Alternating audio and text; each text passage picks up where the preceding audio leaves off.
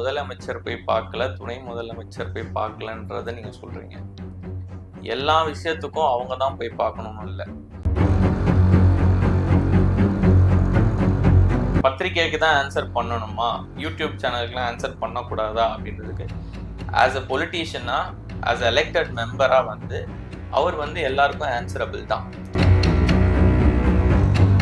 ஜேர்னலிஸ்டா நீங்க டே டைம்ல இருந்தா இன்னும் நிறைய கவரேஜ் நடந்திருக்கும்னு பாயிண்ட் ஆஃப் வியூல நீங்க பாக்குறீங்க. ஒரு ப்ராப்பர் கவர்னன்ஸ்க்கு அவங்க என்ன பண்ணணுமோ அதை பண்ணியிருக்காங்கன்றதுதான் என்னோட ஒரு பாயிண்ட் ஆஃப் வியூவா இருந்துச்சு.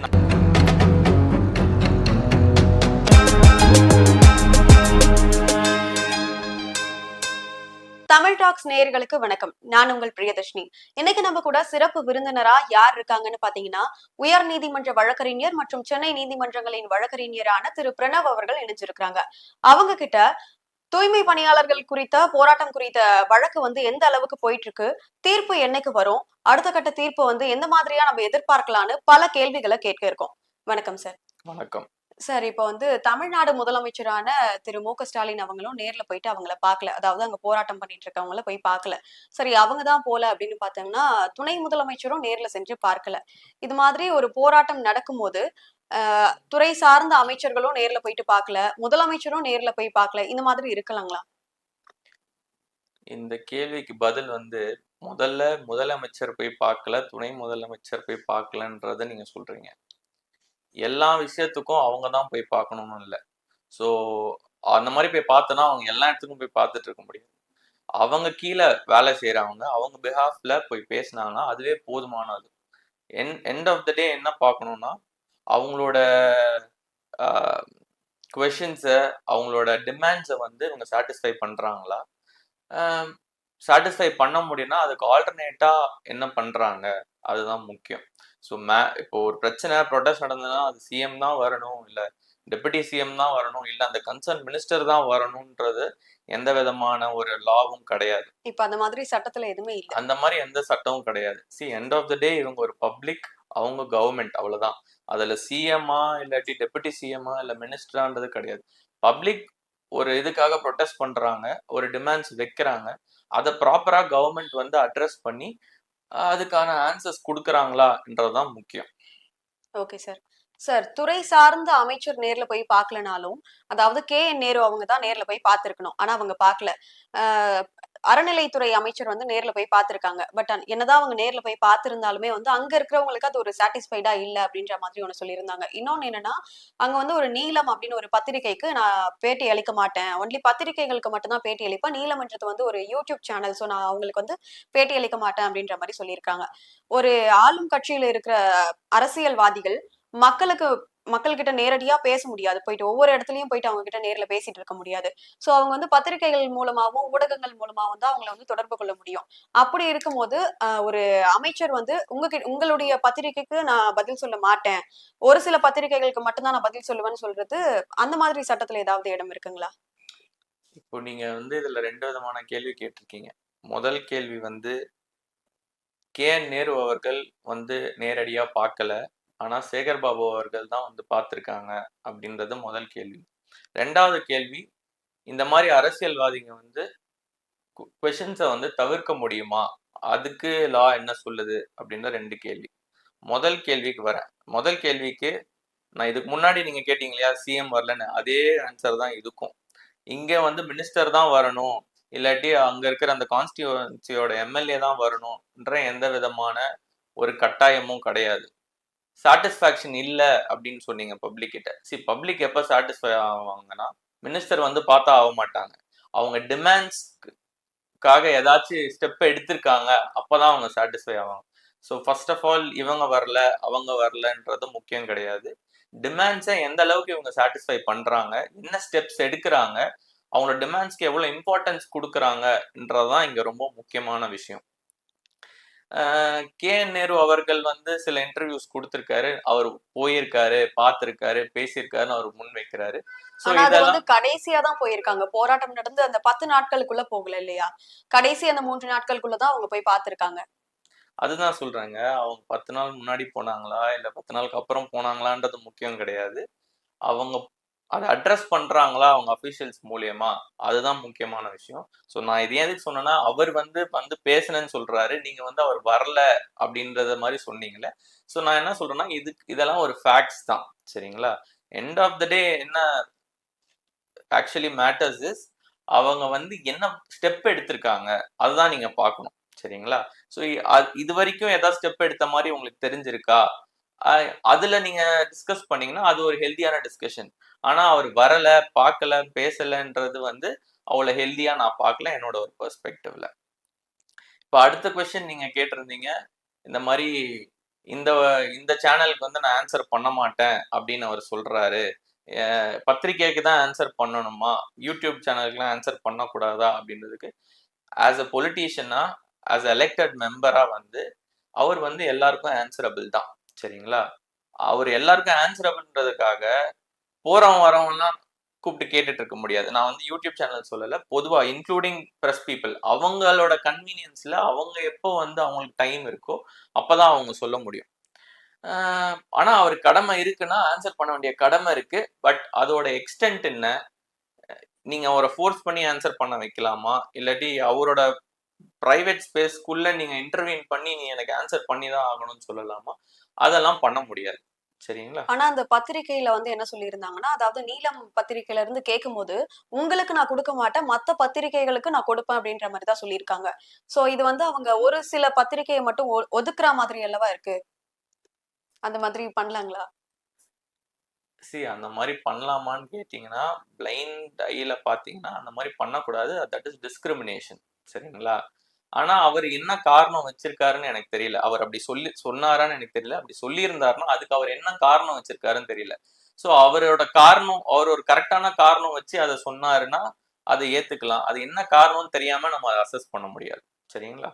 ஆனா அவரு சொல்லிதான் ஆகணும், அவரு சொல்லலைன்னா அது ரொம்ப பெரிய தப்பு அப்படின்றது எதுவும் கிடையாது. அவர் என்ன சர்க்கம்ஸ்டான்சஸ்ல அந்த மாதிரி ஒரு பதில் கொடுத்திருக்காருன்னு நீங்க அவரை தான் கேட்கணும். ஆனா அவரு சொல்ல வேண்டிய கடமை அவருக்கு இருக்குன்னா எல்லா பத்திரிகையும் ஈக்குவலா ட்ரீட் பண்ற கடமை அவருக்கு இருக்கு. சார் அதே மாதிரி இப்ப இருக்கிற ஆளும் கட்சி எதிர்க்கட்சியா இருக்கும்போது 2021ல வந்து இதே தூய்மை பணியாளர்களுக்காக மு.க. ஸ்டாலின் அவங்க ஒரு லெட்டர்லாம் எழுதியிருப்பாங்க. அதாவது அவங்களுக்கு பணி நிரந்தரம் கொடுக்கணும், அவங்களுக்கு வந்து பணி பாதுகாப்பு கொடுக்கணும், இந்த மாதிரி எல்லாம் எழுதியிருப்பாங்க. ஆனா இப்போ அவங்க ஆளும் கட்சியா வந்ததுக்கு அப்புறம் அதே தூய்மை பணியாளர்களை ஒரு அப்புறப்படுத்துறதுக்கான காரணம் என்ன சார்? ஃபர்ஸ்ட் நீங்க புரிஞ்சுக்க வேண்டியது, நீங்க ஆளுங்கட்சியா இருந்தாலும் இல்ல அப்போசிஷனா இருந்தாலும் இல்ல நீங்க இது ரெண்டுமே இல்லைனாலும் லா வந்து ஒண்ணுதான். அவங்களோட ரைட்ஸ் வந்து கவர்மெண்ட் ப்ரொடெக்ட், கான்ஸ்டியூஷனோ இல்ல ஸ்டேட் லெஜிஸ்லேஷனோ எல்லாம் ப்ரொடெக்ட் பண்ணுதான், அது மாறாது. அது எப்போ மாறும்னா புதுசா ஒரு ஆக்ட் கொண்டு வந்து ப்ரொடெக்ஷன் கொடுத்தாதான் மாறும். ஸோ அப்பத்திக்கும் இப்பத்திக்கும் எதுவும் பெருசா மாறல. அதனால அவங்க ஆளுங்கட்சியா இருந்தாலும் அதே தான், எதிர்கட்சியா இருந்தாலும் அதே தான். அன்னைக்கு என்ன லாவோ அதே தான் இன்னைக்கும், இன்னைக்கு இருந்ததோ என்னவோ அதே தான் அன்னைக்கும். ஸோ அவங்களோட இன்ட்ரெஸ்ட் வந்து ப்ரொடெக்டடா தான் இருக்கு. ஆனா அத வந்து அது வைலேட் ஆகும்போது அவங்க வந்து ப்ரொடெஸ்ட் பண்றாங்க. அது அன்னைக்கா இருக்கட்டும், இன்னைக்கா இருக்கட்டும். ஸோ அன்னைக்கு அவங்க இப்படி சொன்னாங்க, இன்னைக்கு ஆப்போசிட்ல சொல்றாங்கன்னா அது அவங்க அவங்க என்ன மாதிரி ஒரு சுச்சுவேஷன்ல அது சொல்றாங்கன்னு தெரியல. பட் என்னோட ஆன்சர் வந்து லா அதே தான். அவங்களோட இன்ட்ரெஸ்ட்டும் அவங்களோட மத்த ப்ரொடெக்ஷனும் என்னைக்குமே இருக்கு. அதை ப்ரொடெக்ட் பண்றதுக்காக அவங்க இன்னைக்கு ஃபைட் பண்றாங்க. சார் அதே மாதிரி தேர்தல் அறிக்கையில அவங்க என்ன சொல்லியிருந்தாங்கன்னு பாத்தீங்கன்னா, கண்டிப்பா உங்களுக்கு பணி நிரந்தரம் பண்ணி தருவோன்ற மாதிரி ஒரு அறிக்கை விட்டிருந்தாங்க. இப்போ வந்து அமைச்சர் சேகர் பாபுலாம் என்ன சொல்றாங்கன்னா, அப்படி ஒரு அறிக்கையே விடல. தேர்தல் அறிக்கையில அந்த மாதிரி ஒரு இதே நாங்க சொல்லல. அதாவது பணி நிரந்தரம் பத்தி நாங்க சொல்லலன்றாங்க. சோ இந்த மாதிரி தேர்தல் அறிக்கையில சில வாக்குறுதிகளை கொடுத்துட்டு, அதுக்கப்புறம் இந்த வாக்குறுதிகளை நாங்க கொடுக்கவே இல்லைன்னு சொல்றதோ, அப்படி இல்லைன்னா அந்த வாக்குறுதிகளை எங்களால நிறைவேற்ற முடியாதுன்னு சொல்றதுக்கு சட்டத்துல இடம் இருக்குங்களா? இதுல சட்டத்துல இடம் இருக்கு, இல்லன்னு சொல்றதுக்கு எதுவுமே இல்லை மேடம். அவர் சொல்லியிருந்தாருன்னா அதுக்கு ரெக்கார்டு இருக்க போகுது. இன்னைக்கு இல்லைன்னு சொல்றாருன்னா அது பாக்குற பப்ளிக்கே வந்து ரொம்ப ஓப்பனா தெரியும். இதுல வந்து நம்ம வந்து ஒரு டிபேட் பண்றதுக்கு எதுவுமே இல்லை. ஏன்னா அறிக்கைன்றது வந்து அபிஷியலா தான் வரப்போகுது. அதுல அவர் அன்னைக்கு சொல்லிட்டு இன்னைக்கு சொல்லலைன்னா ரொம்ப ஓப்பனா எல்லாருக்கும் தெரிய போகுது பாக்குறவங்களுக்கு. என்ன அன்னைக்கு சொல்லியிருக்காரு, இன்னைக்கு சொல்லல. இதுக்கு வந்து சட்டத்துல இடம் கொடுக்கறது கொடுக்காத எதுவும் இல்லை. அவர் அன்னைக்கு அவர் சொல்லி இன்னைக்கு அவர் பண்ணல அப்படின்னா அவர் பண்ணல, அவ்வளவுதான். இதுக்கு மேல இதுல எதுவும் இல்லை. ஏன் பண்ணல, அது வந்து சட்டப்படி தப்பா அப்படின்னு கேட்டீங்கன்னா, அவர் ப்ராமிஸ் பண்ணி இன்னைக்கு பண்ணலன்னா ஒருவேளை அவங்களால பண்ண முடியாம இருக்கலாம். இப்ப பண்ணலன்னா அடுத்த மாசம் பண்ணலாம், இல்ல அடுத்த வருஷம் பண்ணலாம். இல்லாட்டி இந்த இந்த வாட்டி அவங்க பவர்ல இருக்கும்போது பண்ண முடியல, நெக்ஸ்ட் இதுல வின் ஆயிருந்தா அப்ப கூட பண்ணலாம். ஆனா அது வந்து சட்டப்படி ஒரு குற்றமான்னு கேட்டீங்கன்னா குற்றம் கிடையாது. அப்படி அவங்க சொல்லி அதை நிறைவேற்ற முடியலன்னா அது அவங்க அவங்களோட இன்எஃபிஷியன்சின்னு கூட சொல்லலாம். அதாவது அந்த தேர்தல் அறிக்கையில அவங்க சொல்லி இருக்காங்க. அப்படிதான் இருக்கு அந்த தேர்தல் அறிக்கையில. இப்ப அவங்களால நிறைவேற்ற முடியாத ஒரு சூழல்ல இருக்காங்கன்னு கூட நம்ம வச்சுக்கலாம். ஒருவேளை அவங்களால நிறைவேற்ற முடியல அப்படின்னா, அது வந்து சட்டத்துல குற்றம் அப்படியெல்லாம் எதுவும் கிடையாதுங்களா அப்போ? சட்டத்துல குற்றம் எதுவும் கிடையாது மேடம். இப்ப பப்ளிக் அவங்களுக்கு வந்து ம். இந்த ஒரு இந்த ஒரு கான்டெக்ட்ட வச்சு அவங்கள ஜட்ஜ் பண்ணலாம். அன்னைக்கு சொன்னாங்களே, இன்னைக்கு பண்ணலையே! ஒரு வேள சொல்லியிருந்தாங்கன்னா, அன்னைக்கு ப்ராமிஸ் பண்ணாங்க. அந்த பேசிஸ்ல தான் நான் அவங்களுக்கு ஓட்டு போட்டோம். ஆனா இன்னைக்கு பண்ணலையே! அப்படின்னு சொல்லி ஒரு சின்ன டிஸ்சாட்டிஸ்ஃபேக்ஷன் இருக்கலாம்.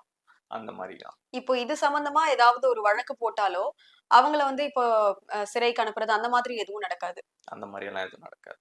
தூய்மை பணியாளர்களுக்கு பணி நிரந்தரம் கொடுக்கணும் அப்படின்னு சொல்லிட்டு வழக்கு போட்டிருந்தாங்க. அந்த வழக்குல வந்த தீர்ப்பு தான் இப்போ வந்து அவங்கள எல்லாம் அப்புறப்படுத்தணும் அந்த மாதிரி எல்லாம் வழக்குல தீர்ப்பு வந்தது.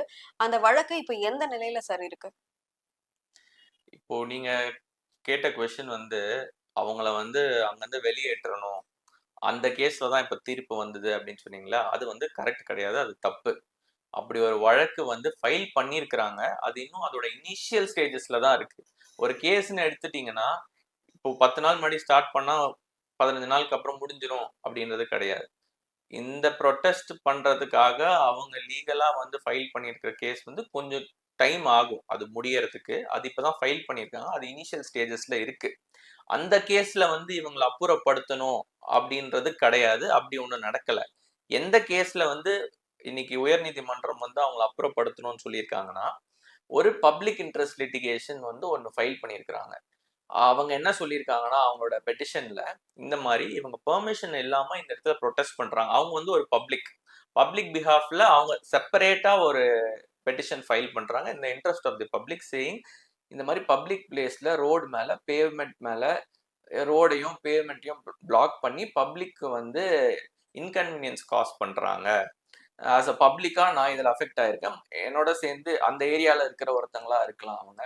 ஸோ எல்லாரும் அஃபெக்ட் ஆகுறாங்க. இந்த ஏரியா பப்ளிக்லாம் இந்த டிராஃபிக் ஜாம்னால அஃபெக்ட் ஆகுறாங்க. அதனால நீங்க வந்து இவங்கள வந்து இங்க இருந்து எவாக்குவேட் பண்ண சொல்லி நீங்க டைரக்ஷன் குடுங்க அப்படின்னு சொல்லி பப்ளிக்ல ஒருத்தர் வந்து ஹைகோர்ட்ட வந்து அப்ரோச் பண்ணியிருக்காங்க. அந்த கேஸ்ல சீஃப் ஜஸ்டிஸ் முன்னாடி வருது. சீஃப் ஜஸ்டிஸ் என்ன சொல்றாருன்னா பார்க்குறாரு. ஃபேக்ட்ஸ கேட்குறாரு. கவர்ன்மெண்ட்ட கேட்குறாரு. அதுல கவர்ன்மெண்ட் என்ன சொல்றாங்கன்னா, இவங்க வந்து பெர்மிஷன் இல்லாம தான் பண்றாங்க. இந்த மாரி பேவ்மென்ட் மேலலாம் புரொடெஸ்ட் பண்ணக்கூடாது. நாங்க அவங்கள இது பண்ண ட்ரை பண்றோம். அப்படின்ற மாரி சொன்னோம். ஸோ ஜட்ஜ் என்ன சொல்றாருன்னா, இந்த காஸ்க்காக ஃபைட் பண்றாங்களா, அவங்களுக்கு கரெக்ட்டான ஒரு இடம் குடுங்க. ஏன்னா நீங்க புரொடெஸ்ட் பண்ணணும்னா, எங்கன்னா அங்க போய் புரொடெஸ்ட் பண்ணணும்னு லால இடம் கிடையாது. புரொடெஸ்ட் பண்றது உங்களோட ரைட். சரிங்களா? ஆனா அது எங்க பண்ணணும், எப்படி பண்ணணும், ப்ராப்பர் பெர்மிஷனோட பண்ணணும்னு ஒண்ணு இருக்கு. ஸோ இந்த லா பாயிண்ட்ஸ் எல்லாம் கன்சிடரேஷன்ல எடுத்துட்டு ஹைகோர்ட் என்ன சொல்றாங்கன்னா, கவர்மெண்ட்டுக்கு ஒரு டைரக்ஷன் குடுக்குறாங்க. அவங்களுக்கு சரியான ஒரு இடம் அவங்களுக்கு அலோகேட் பண்ணி குடுங்க. அவங்க புரொடெஸ்ட் பண்றதுக்கு பீஸ்ஃபுல்லா. அதுக்கான புரொடெக்ஷன் எல்லாமே நீங்க குடுங்க. இந்த இடத்துல பப்ளிக்க ரோட்ல டிஸ்டர்ப் பண்ற மாரி, பேவ்மெண்ட்ட பிளாக் பண்ற மாரி பண்ணக்கூடாது. அது வந்து சட்டப்படி தப்பு. அதனால நீங்க வந்து அவங்கள எவாக்குவேட் பண்ணி, ப்ராப்பரான இடம் அவங்களுக்கு குடுத்து, ப்ராப்பரான லா ஃபாலோ பண்ணி அவங்களுக்கு வந்து அந்த புரொடெஸ்ட் கண்டக்ட் பண்றதுக்கு நீங்க பெர்மிஷன் குடுங்க அப்படின்றது தான் ஆர்டர். நீங்க சொன்ன மாரி வந்து இந்த புரொடெஸ்ட் இந்த டிமாண்ட்ஸ்க்காக ஃபைல் பண்ண கேஸ்ல வந்து அவங்கள வந்து எவாக்குவேட் பண்ணணும்னு சொல்லல. இது தனி ப்ரொசீடிங், அது தனி ப்ரொசீடிங். அவங்க ரைட்ஸ்க்காக அவங்க ஃபைட் பண்றது வந்து இன்னும் ரொம்ப இனிஷியல் ஸ்டேஜ்ல தான் இருக்குது. அது வந்து கொஞ்சம் டைம் ஆகும் அந்த கேஸ் முடியறதுக்கு. இப்போதைக்கு அந்த கேஸ பத்தி நம்ம எதுவும் சொல்ல முடியாது. ஏன்னா, அந்த கேஸ் இன்னும் ப்ராப்பரா ஸ்டார்ட் கூட ஆகல. Okay sir. பட் அவங்களுடைய ஃபர்ஸ்ட் தீர்ப்பா என்ன சொல்லியிருந்தாங்கன்னா, அங்கருந்து வெளியேற்றணும் அப்படின்ற மாரி தான் சொல்லியிருந்தாங்க. பட் அவங்க வெளியேற்றணும்னு தீர்ப்பு கொடுத்திருந்தாலுமே, அன்னைக்கு நைட்டே அவங்கள வெளியேற்றுவதற்கான காரணம் என்ன சார்? அது அவங்க அடுத்த நாள் மார்னிங் கூட பண்ணியிருக்கலாம் தானே? நீங்க ஏன் அடுத்த நாள் காலையில பண்ணணும்னு சொல்றீங்க? ஏன் நைட் பண்ணக்கூடாதுன்னு சொல்றீங்க? நைட்டே பண்ணியிருந்தா ஊடகங்கள் எல்லாமே வந்து நைட் மார்னிங் பண்ணியிருந்தா ஊடகங்கள் எல்லாமே அங்க உடனடியா வந்துட்டு இருப்பாங்க. அது வந்து பெரிய அளவுல வந்து வெளிய வந்திருக்கும். இப்ப நைட் பண்ணதுனால அந்த அளவுக்கு அவங்களுக்கு வந்து எந்த ஒரு வசதியுமே கிடைக்காம போயிடுச்சு. அங்க நெறைய பெண்களுக்கு வந்து பெண்கள அடிச்சிருக்காங்க போலீஸே. அவங்களுக்கு வந்து மயக்கம் வந்திருக்கு. பல பிரச்சனைகள் வந்து அங்க ஏற்பட்டிருக்கு. இதே அவங்க மார்னிங் டைம்ல பண்ணியிருந்தா, அவங்க கிளம்பி ஒரு வேள வீட்டுக்கே அவங்க போறதா இருந்தாலும் மார்னிங் டைம்ல கிளம்பி போயிருக்கலாம். இப்ப நைட் டைம்ல பண்றதுனால அவங்க வந்து எங்க போறதுன்னு தெரியாம தவிக்கிற ஒரு சூழல் ஏற்பட்டிருக்கு. அவங்கள வலுக்கட்டாயமா இழுத்துட்டு போயிருக்காங்க. சோ இதெல்லாம் தவிர்க்கிறதுக்கு மார்னிங்ல அவங்க பண்ணியிருக்கலாம் இல்லைங்களா?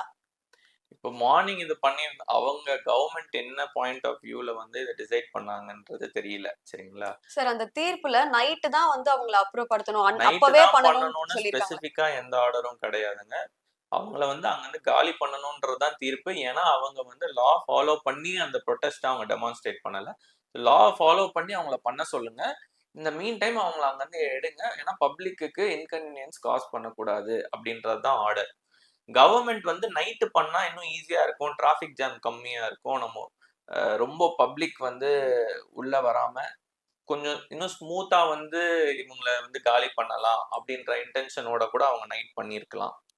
ஸோ அவங்களோட கன்வீனியன்ஸ்க்கு அவங்க நைட் பண்ணியிருக்காங்க. இப்போ ஆஸ் அ ஜேர்னலிஸ்டா நீங்க வந்து டே டைம்ல இருந்தா இன்னும் நிறைய கவரேஜ் நடந்திருக்கும்னு பாயிண்ட் ஆஃப் வியூல நீங்க பாக்குறீங்க. அந்த மாதிரி கவர்மெண்ட் வந்து அவங்க ஒரு பாயிண்ட் ஆஃப் வியூல பார்த்திருப்பாங்க அது.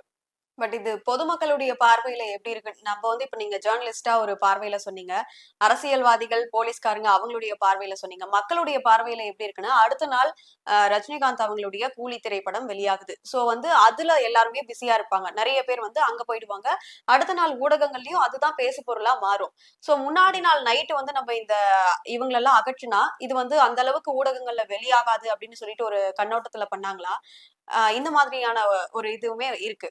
அது மட்டும் இல்லாம இப்ப வந்து 10 நாட்களா போராட்டத்துல ஈடுபட்டுட்டு இருந்தாங்க. அப்பல்லாம் அவங்கள அப்புறப்படுத்தாம, சுதந்திர தினம் நெருங்குற நேரத்திலயும், அதே மாரி இந்த கூலி திரைப்படம்லாம் வெளியாகுற நேரத்திலயும் பண்ணதுக்கான காரணம் என்ன சார்?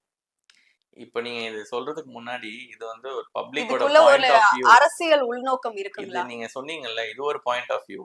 ஜர்னலிஸ்ட் ஒரு point of view. Police and government ஒரு பாயிண்ட் ஆஃப் வியூ. நீங்க கடைசியா சொன்ன பாயிண்ட் ஆஃப் வியூ வந்து பப்ளிக்கோட பாயிண்ட் ஆஃப் வியூன்னு சொன்னீங்க. பப்ளிக்குக்கு இது ஒரு பாயிண்ட் ஆஃப் வியூ இருக்காது. இந்த மாதிரி இன்னும் 100 பாயிண்ட் ஆஃப் வியூ இருக்கும். அதுல நீங்க ஒண்ணு சொல்றீங்க. ஸோ ஒருத்தருக்கு ஒரு பாயிண்ட் ஆஃப் வியூ. இப்ப நீங்க சொன்னது ஒரு பாயிண்ட் ஆஃப் வியூ. சில பேர் அந்த மாதிரி பார்க்கலாம். சில பேர் வேற விதமாவும் பார்க்கலாம். அது ஒன்னொன்னுத்துக்கும் நம்ம வந்து ஜஸ்டிஃபை பண்ணிட்டு இருக்க முடியாது. சரிங்களா? இதுல இதுல அரசியல் உள்நோக்கம் இருக்குன்னு நீங்க நினைக்கிறீங்களா? உங்களுடைய கருத்து. எனக்கு தெரிஞ்சு கிடையாதுங்க. நான் அந்த மாதிரி ஒரு பாயிண்ட் ஆஃப் வியூல பார்க்கல. அப்படி இருக்கலாம். ஆனா நான் அந்த மாதிரி பார்க்கல. நான் வந்து ஒரு ப்ராப்பர் கவர்னன்ஸ்க்கு அவங்க என்ன பண்ணணுமோ அதை பண்ணியிருக்காங்கன்றது தான் என்னோட ஒரு பாயிண்ட் ஆஃப் வியூவா இருந்துச்சு. நான் வந்து ஒரு கவர்மெண்ட் பெர்ஸ்பெக்டிவ்ல இருந்து பார்த்தேன். அப்படி பார்க்கும்போது இது இன்னும் சிம்பிளா இருக்கும். ஹைகோர்ட் சொல்லியிருக்கு. ஒண்ணு வந்து ஹைகோர்ட் டைரக்ஷன் கொடுத்துருக்கு. அதை வந்து போலீஸ் வந்து இமீடியட்டா ஃபாலோ பண்ணணும். ஏன்னா இது வந்து சீஃப் ஜஸ்டிஸ் கோர்ட்டே கொடுத்துருக்கு. அப்படின்னும் போது மறுநாள் அவங்களால காலி பண்ண முடியல அப்படின்னா அது கவர்மெண்டோட ஒரு லேப்ஸா பாக்குற மாதிரி ஆயிடும். ஸோ அதெல்லாம் தவிர்க்கிறதுக்காக மேபி போலீஸ் டிபார்ட்மெண்ட் வந்து இப்ப பண்ணா நம்மளுக்கு கரெக்டா இருக்கும்.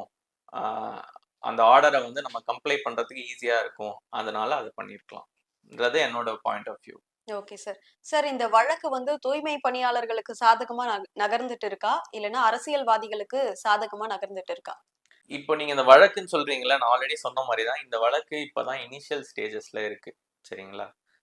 இது யாரு சாதகமா நகருதுன்றது இந்த பாயிண்ட் ஆஃப் டைம்ல நம்ம இதை டிஸ்கஸ் பண்ண முடியாது. ஏன்னா மேஜரா இன்னும் இந்த கேஸ்ல எதுவும் நடக்கலன்றதான் நான் என்னால ஃபேக்ட்ஸை பார்த்து புரிஞ்சிக்க முடியுது.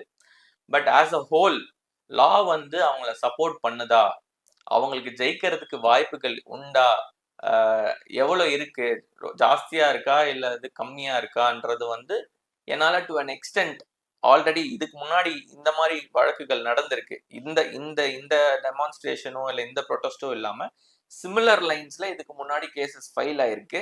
அதுல வந்து ஹைகோர்ட் சில அப்சர்வேஷன்ஸ் கொடுத்துருக்கு. அதை பத்தி நான் சொன்னேன்னா உங்களுக்கு ஒரு ஐடியா கிடைக்கும். இந்த வழக்கு வந்து எந்த பாதையில நகரும், இவங்க கேட்கிற டிமாண்ட்ஸ் வந்து லெஜிட்டிமேட் ஆனதா, அது வந்து கவர்மெண்ட் வந்து ப்ரொடெக்ட் பண்ணி தான் ஆகணுமா இல்லையான்ட்டு நான் அந்த கேசஸ் பத்தி உங்களுக்கு இப்ப எக்ஸ்பிளைன் பண்ணும்போது உங்களுக்கு புரிய வரும். சார் நீங்க சொன்ன கேஸ்ல என்ன சொல்லியிருந்தாங்கன்னு அப்படியே எக்ஸ்பிளைன் பண்ணிடுங்க சார். நான் ரெஃபர் பண்ண கேஸ் வந்து மெட்ராஸ் ஹைகோர்ட் மதுரை பெஞ்சால ஒரு டிவிஷன் பெஞ்சால பாஸ் பண்ண ஆர்டர். அங்க அந்த ஆர்டர் வந்து 2022ல பாஸ் பண்ண ஆர்டர் அது. அதுல வந்து என்ன கொஸ்டின் பார்த்தீங்கன்னா இதே தான். பிட்வீன் 2007 டு 2008 அங்க இந்த மாதிரி முனிசிபல் ஒர்க் பண்ணவங்க வந்து அவங்களோட ஒர்க்கை வந்து பெர்மனன்ட் ஆக்க சொல்லி அவங்க வந்து லேபர் இன்ஸ்பெக்டர் முன்னாடி ஒரு பெட்டிஷன் கொடுத்துருக்காங்க. இந்த மாதிரி நான் ஒர்க் பண்ணிட்டு இருந்தோம், எங்களுக்கு வந்து நீங்க கன்ஃபார்ம் பண்ணுங்க அப்படின்னு கொடுத்து லேபர் இன்ஸ்பெக்டர் முன்னாடி கொடுத்தபோது அவர் வந்து கவர்மெண்ட்டுக்கு டைரக்ஷன் கொடுத்தாரு. இந்த மாதிரி இவங்களை வந்து பெர்மனன்ட் ஜாப் ஆக்கணும் அப்படின்னு சொல்லி அவர் டைரக்ஷன் கொடுத்துருந்தாரு. நான் டீட்டெயிலாக ஆர்டருக்குள்ள போகல, ஏன்னா ரொம்ப டைம் கன்சியூமிங்காக இருக்கும். நான் ஃபேக்ட் சொல்றேன், கடைசியில என்ன கரெக்ட்ன்றதை நான் உங்களுக்கு எக்ஸ்பிளைன் பண்றேன். இந்த லேபர் இன்ஸ்பெக்டர் ஆர்டர் மேல திருப்பியும் கவர்மெண்ட் வந்து ரிட் பெட்டிஷன் ஃபைல் பண்ணாங்க, அதை சேலஞ்ச் பண்ணி. ரிட் பெட்டிஷன்லயும் வந்து லேபர் இன்ஸ்பெக்டர் சொன்னதான் கரெக்ட், நீங்க வந்து அவங்களோட ஜாபை வந்து பெர்மனன்ட் ஆக்கணும்னு சொல்லிட்டாங்க. அதே மாதிரி ரிட் அப்பீல் போனாங்க, ரிட் அப்பீல் கோர்ட்டும் அதே தான் கன்ஃபார்ம் பண்ணுச்சு. ரிட் அப்பீல் கோர்ட் கொஞ்சம் டீட்டெயிலா வந்து லாவையும் டிஸ்கஸ் பண்ணாங்க, ஃபேக்ட்ஸையும் டிஸ்கஸ் பண்ணாங்க, கவர்மெண்ட்டோட பாயிண்ட் ஆஃப் வியூவையும் டிஸ்கஸ் பண்ணாங்க, என்ன பண்ணணுன்ற மாதிரி ஒரு டீட்டெயிலான எக்ஸ்பிளனேஷன் கொடுத்துருக்காங்க. அது ரொம்ப இம்பார்ட்டண்டா என்ன சொல்லியிருக்காங்கன்னா, section 3 of Tamil Nadu Industrial Establishments Conferment of Permanent Status Code to Workmen Act 1981 அது என்ன சொல்லுதுன்னு பார்த்தீங்கன்னா, ஒரு லேபர் வந்து 480 டேஸ் ஒர்க் பண்ணாருன்னா கன்சிக்யூட்டிவ் 2 இயர்ஸ்ல, ஸோ 2 இயர்ஸ்ல 480 டேஸ் அவர் வந்து எம்ப்ளாய்டா இருந்திருக்காருன்னா அவரோட ஒர்க்கை வந்து நீங்க பெர்மனன்ட் ஆக்கணும். இதுதான் இந்த ஆக்ட் சொல்லுது. ஆனா இப்போ கவர்மெண்ட் என்ன பண்றாங்கன்னா, இந்த மாதிரியான ஒர்க் எல்லாம் கான்ட்ராக்ட் ஒர்க் மாதிரி எடுக்கிறாங்க. ஸோ கான்ட்ராக்ட் ஒர்க் மாதிரி எடுக்கும்போது உங்க கான்ட்ராக்ட் வந்து 3 months 6 months அப்படின்னு போட்டு அந்த கான்ட்ராக்டை ஃபினிஷ் பண்ணிட்டு திருப்பி ஃப்ரெஷ்ஷா இன்னொரு கான்ட்ராக்ட் போடும்போது இந்த கண்டினியூட்டி வரல என்ற மாதிரி ஒரு ஸ்டாண்ட் எடுக்கிறாங்க. ஆனா ஹைகோர்ட் என்ன அப்சர்வ் பண்ணியிருக்குன்னா, லேபரோட இன்ட்ரெஸ்ட்டை ப்ரொடெக்ட் பண்ண வேண்டியதை கவர்மெண்ட், ஸ்டேட் கவர்மெண்ட்டும் சென்ட்ரல் கவர்மெண்ட்டும். ஆனா மோஸ்ட் கேசஸ்ல அவங்களே வந்து அவங்களோட அவங்களோட வந்து மேனேஜ்மெண்ட் ப்ரெஷரை வந்து இது பண்றதுக்காக இந்த மாதிரியான ஷார்ட்கட்ஸ் எல்லாம் எடுத்து லா வந்து இது பண்ண பாக்குறாங்க. ஸோ இது வந்து ரொம்ப தப்பு, கவர்மெண்ட் தான் ப்ரொடெக்ட் பண்ணணும். ஸோ ஃபியூச்சர்ல கவர்மெண்ட் இந்த மாதிரி ஷார்ட்கட்ஸ் எடுக்காம அவங்கள வந்து பெர்மனன்ட் ஆக்கி அவங்க ஜாபை பெர்மனன்ட் ஆக்கி அவங்களோட இன்ட்ரெஸ்ட்டை ப்ரொடெக்ட் பண்ணணுன்ற மாதிரி வேர்டிக் கொடுத்துருக்காங்க. இன்னொரு அப்சர்வேஷன் என்ன கொடுத்துருக்காங்கன்னா, இந்த மாதிரியான ஒர்க் எல்லாம் டெம்பரவரி ஒர்க்கா வந்து கவர்மெண்ட் வந்து டிஃபைன் பண்றாங்க. ஆனா இது டெம்பரவரி நேச்சர் கிடையாது, permanent nature. Day to day பேசிஸ்ல இந்த மாதிரி ஒர்க் நடந்துட்டு இருக்கு. அப்படி இருக்கும்போது உங்களோட கன்வீனியன்ஸ்க்காக நீங்க வந்து இது ஒரு டெம்பரவரி ஒர்க்கா நீங்க கன்சிடர் பண்ணக்கூடாது. இது வந்து ஒரு பெர்மனன்ட் ஒர்க்கா கன்சிடர் பண்ணி அவங்களுக்கு பெர்மனன்ட் எம்ப்ளாய்மெண்ட் கொடுக்கணும். இந்த செக்ஷன் 3 படி 480 டேஸ் ஒருத்தர் வந்து 2 இயர்ஸ்ல 480 டேஸ் எம்ப்ளாய்டா இருக்காருன்னா அவங்க ஒர்க்கை வந்து பெர்மனன்ட் ஆக்கணும்னு சொல்லிட்டு ஆல்ரெடி ஒரு ஜட்ஜ்மெண்ட் கொடுத்துருக்காங்க. ஸோ இப்போ இங்க நடக்கிற ப்ரொடெஸ்ட்ல இருக்கிற அட்வொகேட் கூட இந்த ஒரு ஜட்ஜ்மெண்ட்டை வந்து ரொம்ப ஒரு பெரிய பேசிஸா எடுத்து இந்த சிமிலர் லைன்ஸ்ல ரிலீஃப் கேட்கறதுக்கு நிறைய வாய்ப்புகள் இருக்கு. அந்த மாதிரி அவங்க கேட்டாங்கன்னா அதே மாதிரியான தீர்ப்பு இங்க வந்து நம்ம எதிர்பார்க்கலாங்களா? எதிர்பார்க்கலாம். ஆனா 100% நடக்குமான்னு கேட்டா தெரியாது. எதிர்பார்க்கலாம். ரொம்ப சிமிலரா இருக்குது. ப்ரொசீடிங் நடக்க இதுல வேற என்ன மாதிரியான ஃபேக்ட்ஸ் வந்து கவர்மெண்ட் சைட்ல எடுத்து வைக்கிறாங்க, இல்ல ப்ரொடெஸ்ட் பண்றவங்க சைட்ல எடுத்து வைக்கிறாங்கன்னு நம்மளுக்கு இன்னும் தெரியல. கேஸ் போகிற இப்போ இருக்கிற டேட்ல பார்த்தோன்னா இந்த கேஸ் வந்து ரொம்ப ஆப்டா இருக்கும் இப்ப நடக்கிற சுச்சுவேஷனுக்கு அப்படின்றது என்னோட ஒரு ஒப்பீனியன். சார், அதே மாதிரி இந்த பொதுநல வழக்கெல்லாம் வந்து எந்த மாதிரியான பிரச்சனைகளுக்கு போடலாம்னு சொல்லிட்டு நிறைய பேருக்கு அதை பத்தி தெரியல. சோ எந்த மாதிரியான பிரச்சனைகளுக்கு போடலாம், யார் யார் போடலாம் சார்?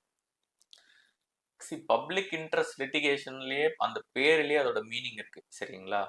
யார் வேணா ஃபைல் பண்ணலாம். நீங்க ஒரு பப்ளிக் பிஹாஃப்ல பப்ளிக் அட் லார்ஜ் ஒரு விஷயத்தினால அஃபெக்ட் ஆயிருக்காங்க அப்படின்னா யார் வேணா பப்ளிக் இன்ட்ரெஸ்ட் லிட்டிகேஷன் ஃபைல் பண்ணலாம், சரிங்களா? ஆனா ஒரு பப்ளிசிட்டி தேடியோ அந்த மாதிரி நீங்க பண்ணக்கூடாது. அந்த மாதிரி நீங்க அந்த மாதிரி நீங்க ஒரு பப்ளிசிட்டிக்காக பண்ணீங்க, கோர்ட்டுக்கு வந்து அது தெரிந்துச்சுன்னா உங்க மேல ஹெவி காஸ்ட் இம்போஸ் பண்ணுவாங்க. Okay sir. சார், தூய்மை பணியாளர்களுடைய வழக்கு எந்த நிலைமையில ஸ்டார்ட் ஆகியிருக்குன்றதுல இருந்து பொதுநல வழக்கு யார் யார் போடலாம், எப்படி போடலாம்னு சொல்லிட்டு ரொம்ப தெளிவான விளக்கங்களை எங்களோட பகிர்ந்துக்கிட்டீங்க. நன்றி சார். நன்றி. இதே மாதிரி இன்னொரு நிகழ்ச்சியில உங்களை வந்து சந்திக்கிறேன். நன்றி.